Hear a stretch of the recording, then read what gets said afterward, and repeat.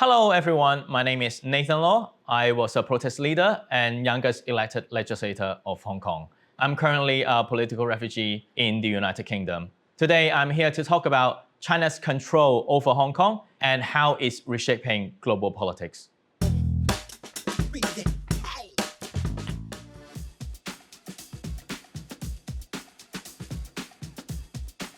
So first of all, Hong Kong is one of the most vibrant international financial centers. If the political space is shrinking and it impacts the ability to make business, they are concerned by it. Second of all, Hong Kong was one of the freest cities in Asia. So if Hong Kong's, let's say, its individual freedoms has been demolished, that is a really bad signal towards the development of freedom and liberalism around the world. On top of that, Hong Kong is a window to look into the Chinese politics and observe China. From its treatment to Hong Kong, for example, in the past decade, it's been more authoritarian and taking away more freedoms from Hong Kong people. You can generally see the trends of where this Chinese regime is going. So looking at Hong Kong is also serving as better understanding to the Chinese politics as a whole.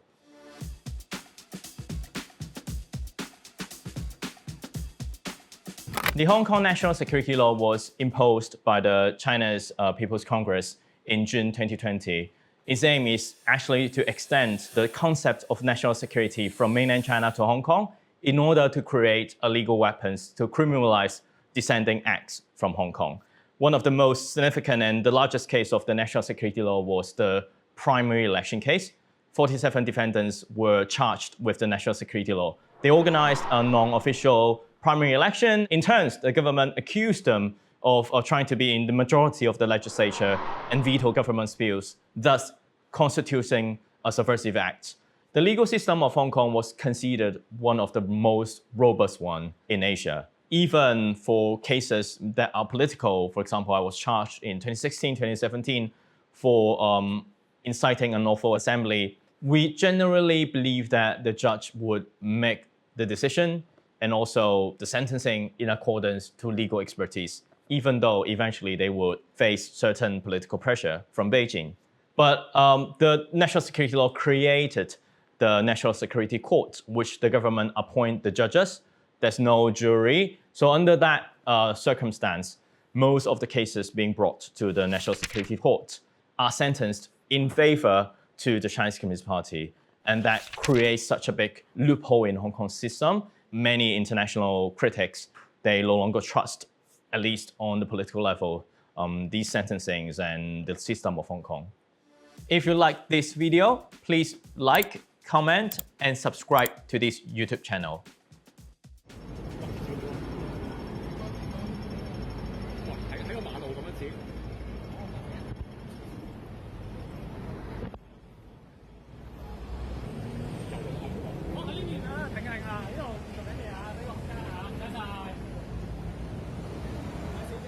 Hong Kong has become a police state. In this clip, you can see a man in black randomly walking in the street of Kowloon in Hong Kong, and then he was questioned, and I'm not sure whether he was arrested or charged.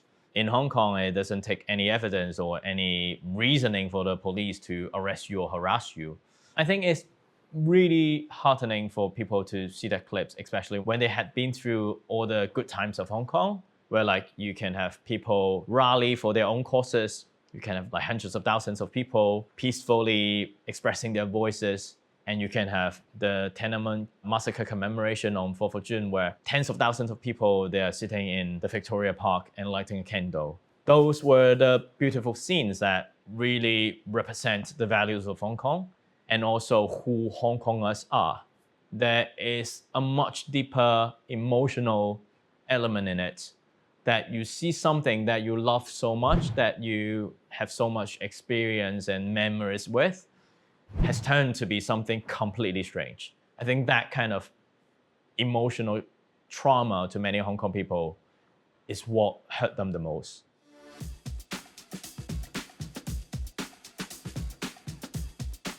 I think it is fair for Gen Z in the US that they don't see China as the enemy.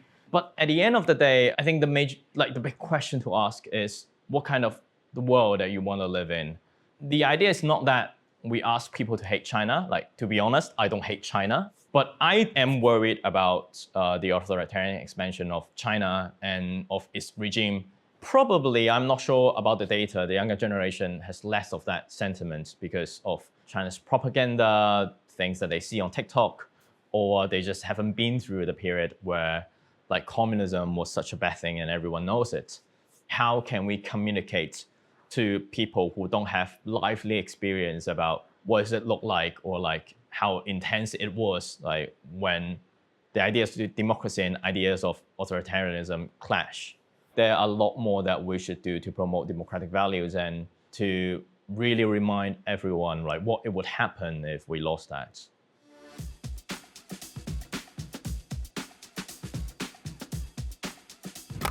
What a weird tweet. And it's quite interesting because like I've heard so much about Joshua and me and some others as like CIA or even SEAL trained soldiers. I would suspect that if Joshua is going to run like a 100 meters race, he'll trip himself because like he's definitely not athletic.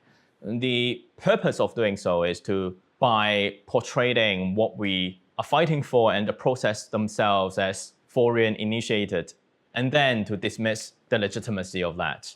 What rule of law looks like, and one of the most important components, is whether you have a legal system to hold the people in power accountable.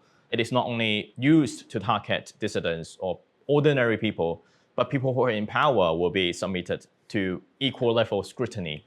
Obviously, what's happening in Hong Kong and China does not meet that standard. We've seen so many cases. Even though we know it, by saying so, it could probably be a crime in Hong Kong. The information imbalance is a big battle, and I think every one of us is still thinking about how to combat that. But at the end of the day, by saying that it's initiated by foreign forces, is a very common tactic for them to dismiss the legitimacy of the protest.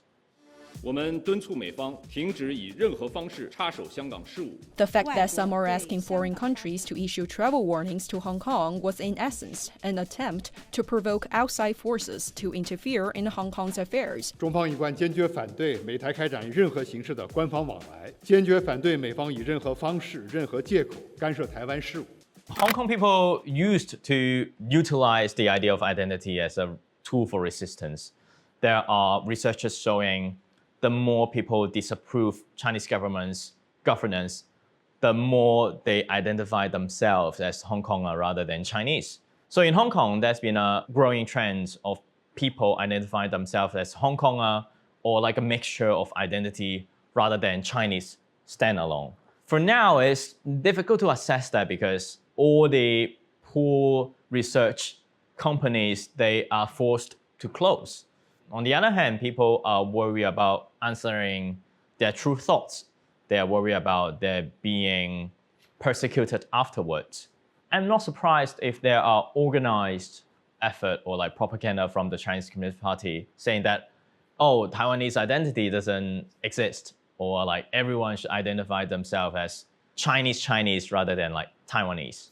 It is really important for us to continue to uphold the unique identity, no matter it's by cultural work or by political action, and reject the ideas that we don't have like a community of our own. I think we should be more aware of that.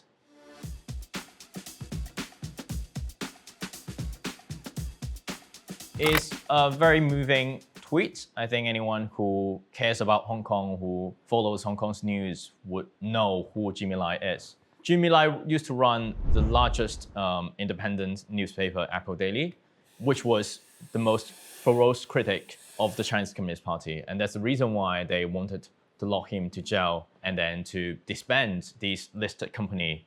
From his case, we can definitely see that the extent the government tries to fabricate charges and create this legal persecution is beyond like ordinary Hong Kong people's imagination, because Beijing sees it as one of the biggest enemy of its regime, that he may literally face sentencing north of 10 years. And his son, Sebastian, has said that if that is the case, he may not be getting out of jail alive.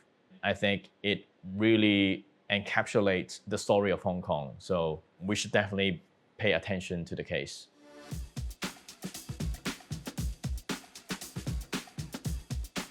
I think there are some presumptions when people say that today Hong Kong, tomorrow Taiwan, which is if we are not aware the Chinese authoritarian expansion and threats towards our system. I think people say that because they are worried about what happens in Hong Kong, which is a collapse of civil society, a complete takeover of Hong Kong from the Chinese Communist Party would happen in Taiwan.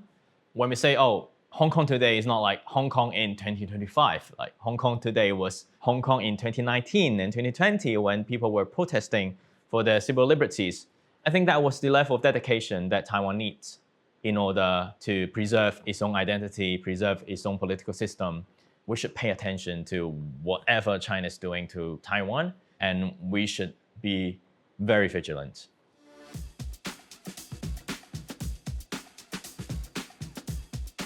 First of all, congratulations for Ted Hui. He can finally have like a clear path to stay and to be with his family. The fact that Australia approved the asylum-seeking application from Ted Hui really shows that the legal system considered Hong Kong government and the legal system as repressive, because the precondition of granting the asylum claim is that when you go back to your home country, you'll face unjust persecution. It is their own policy in accordance to United Nations Refugee Convention. They made the judgment completely by facts, by the information that they collected. So I would say that if anyone says that is interfering with like internal affairs of Hong Kong, I think they have a big misunderstanding of like what international system look like.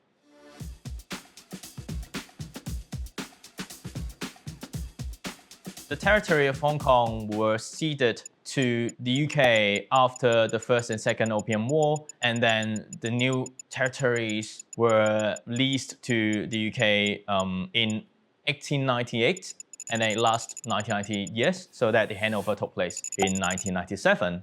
Hypothetically, if Hong Kong was handed back to the Chinese, or China as a country before 1947, there was a legal ground that it will be handed back to Taiwan or like ROC as we recognized. But if it happens in 1997, I think the legal ground is quite flimsy. I am unable to imagine the government in Taipei governing Hong Kong, which is bordering China. The PLC, not ROC, People's Liberation Army, has been standing by across the border like 24/7. So it's quite difficult for me to imagine what it would look like. Hong Kong's last democratic force, the League of Social Democrats, has disbanded, becoming the third major opposition party to shut down in 2 years. Chair Chan Po-ying said the move was made for members' safety, citing immense political pressure. What happened to the League of Social Democrats has been absolutely mental. I know most of the members, many of them have served jail sentencing. Whenever they go to street stations, there would be a big police presence, and they are being charged under most absurd crime in order to stop them from just speaking out. In the better days of Hong Kong, there have been Democratic Party, Civic Party, and LSD and some of the others. They were actually more popular than the pro-Beijing parties in every single popular elections prior to the national security law. Like every single one of them, the pro-democracy camp got more than half of the votes. It really shows that the mainstream opinion in Hong Kong was to have democracy, was to support pro-democracy movement. So I think people generally have this kind of emotional attachment to the political parties. They've become the last standing pro-democracy political party to disband. It took place in June 2025, and I don't think it surprised anyone because all the others were also disbanded under the political pressure. These were against their will. But yeah, people are just witnessing an end or certain era.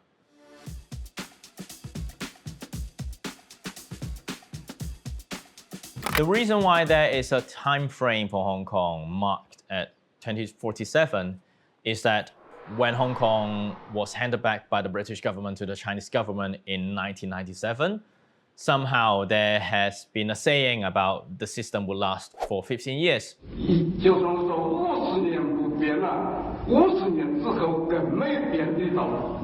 It's a difficult question to answer because I think the 2047 of Hong Kong has already arrived. Theoretically speaking, if Hong Kong is a free place, which means that we have political freedom, we have freedom of speech, freedom of assembly, and we have democratic rights to elect our leaders, etc.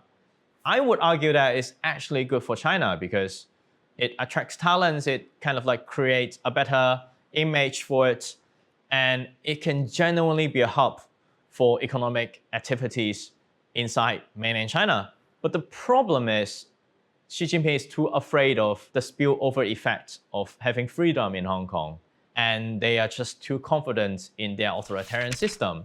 If they just feel like they no longer have to convince the world that democracy is something that they're pursuing, then they don't need Hong Kong as an example of that. So I think it correlates to the confidence level of Xi Jinping. And I think they are very comfortable of expanding their authoritarianism to Hong Kong and to the rest of the world. 你知道中国现在已经成为人均$8000的一个世界第2大经济体吗？如果我们不能够很好的保护人权的话，中国能取得这么大的发展吗？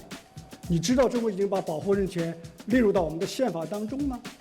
Actually, by the look of China's constitution is one of the most advanced ones around the world. But in fact, it doesn't reflect the reality of China because if the Chinese Communist Party is not sticking to it, no one can hold them accountable. I love a quote that I saw some time ago about freedom of speech in China. There is freedom of speech in China, but only once. Yes, there are people in mainland China that they can observe the day-to-day, but there are no rooms for them to express their opinion. And that's the reason why there are international systems to oversee the development there, and many of the credible institutions that have pointed out the low level of human rights situation in mainland China, which is contradictory to what the officials from China said.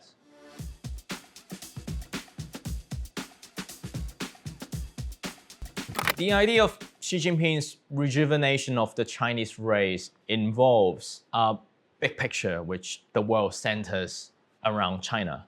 They built Belt and Road Initiative to offer cheap loans to developing countries so that in some day, if they cannot repay that loan, they can take over their natural resources so that to sway their politics towards China. Or they have a lot more like softened approach. For example, establishing all these Confucius institutes in universities around the world to infuse certain ideology that benefit the current state of the Chinese Communist Party. It starts from the lowest level of local governance and local politics, and then to like gangster system or temple system, and then work their way up top to even the legislature.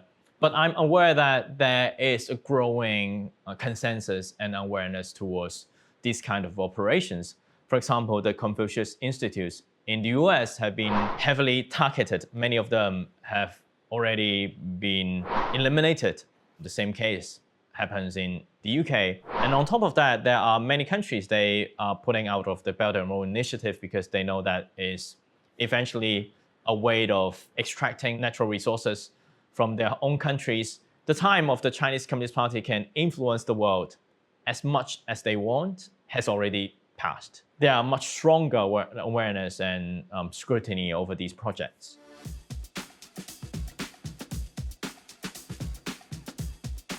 The question reminds me of the lesson that I've been to at Kumar Academy that talks about, what can ordinary citizens do when the Chinese army is attacking Taiwan?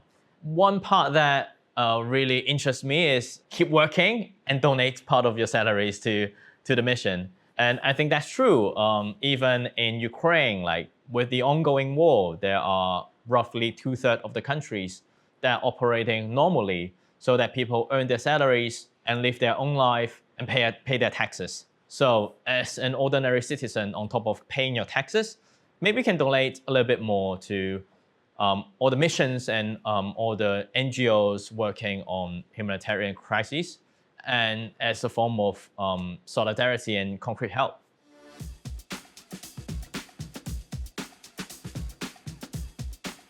It's such a strange question. I don't think Hong Kong people have to give up Hong Kong. There are hundreds of thousands of Hong Kong people immigrated after the implementation of the national security law. But most of them, they still do care about Hong Kong. They still pay attention to the news from Hong Kong. They still enjoy Hong Kong culture. And for many people inside Hong Kong, even though they're unable to express themselves, but I know that many of them, they still do very underground thing to keep the memory alive or do cultural exchange to keep their identity. I think democracy is a constant project. There are a lot of challenges towards democratic system. Definitely, we should be vigilant. We should be aware of what's happening. And we should not give up democracy as well, because I cannot guarantee if it is a restaurant, it will give you the best food. At least I don't think it will give you food poisoning. So my advice is also, don't give up Hong Kong. It's fairly difficult to say that when Hong Kong would return to the Hong Kong that we used to know. But I would say that if we work through that tunnel and try to achieve that future, probably we'll be able to see that. If you like this video, please like, comment, and subscribe to this YouTube channel.